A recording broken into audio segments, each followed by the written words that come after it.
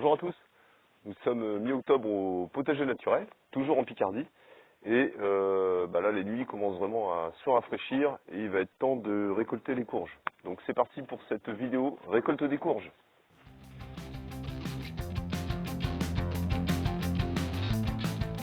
Donc avant de passer à la récolte des courges, je rappelle un petit peu le contexte de la plantation ici. Ce sont des plants que j'ai menés en serre à partir du mois d'avril, avec pour la plupart des plants, des graines que j'ai fait maison, entre guillemets, et je les ai plantés mi-mai dans des bacs de culture enrichis avec essentiellement le fumier de mes poules, la litière de mes poules, et puis tout ce que je trouve sur le terrain, des feuilles, des rameaux, etc. Donc vraiment un substrat quand même très riche et généralement c'est ce que les courges adorent.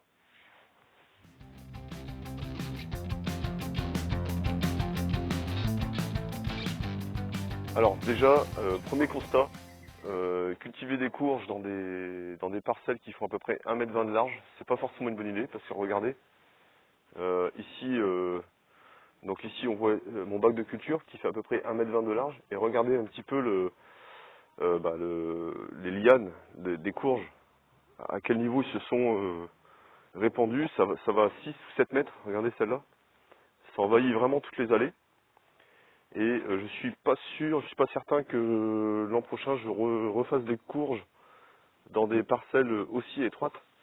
Et c'est pour ça qu'après on ira voir une nouvelle parcelle que j'ai aménagée qui est beaucoup plus large. Pour l'an prochain, ici j'ai réalisé une zone de culture qui est beaucoup plus large, qui doit faire à peu près 3,50 m ou 4 mètres de large, à partir de mes déchets de tuyas. On voit les souches ici. Et en fait, ça sera une parcelle qui sera vraiment dédiée uniquement aux plantes grimpantes et notamment les courges.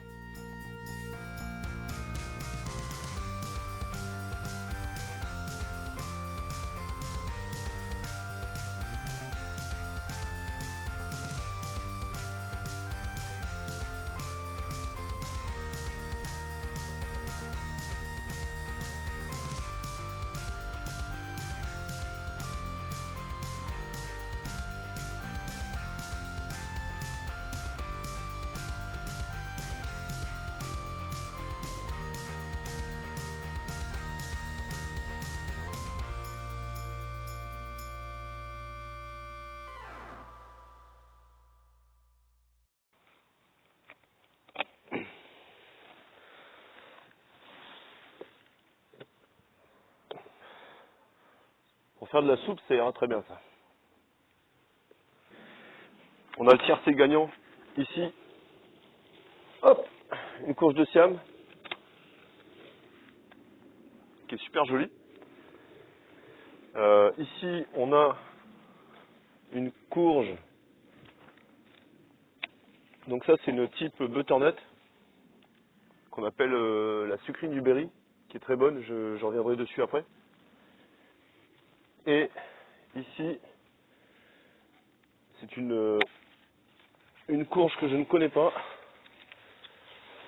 C'est la courge violina, qui normalement aurait dû être un peu plus verte, mais bon, ça a l'air très bon.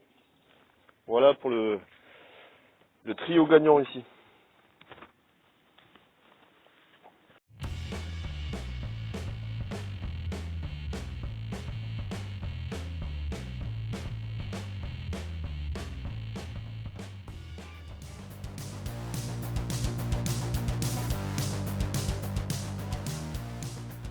Voilà. Ici, on a encore une sucrine du Berry. Alors, la sucrine du Berry, c'est super. Enfin, moi, je vous le recommande vraiment au jardin parce que déjà, elle se conserve très bien pendant tout l'hiver. Puis l'avantage, c'est que c'est des petits formats. Donc avec ça, si vous êtes, je sais pas, une famille de 2, 3, 4 personnes, avec ça, vous faites un repas et vous n'avez pas de problème de conservation qu'on pourrait avoir avec des grosses citrouilles très grosses. Là, avec ça, au moins, vous faites un repas et terminé, quoi. C'est une courge qui va produire peu, finalement, parce qu'on a à peu près entre 3 et 5 fruits par pied. Mais par contre, comme je l'ai dit, au niveau conservation, c'est la championne du monde, quoi. Voilà, sucrine du Berry.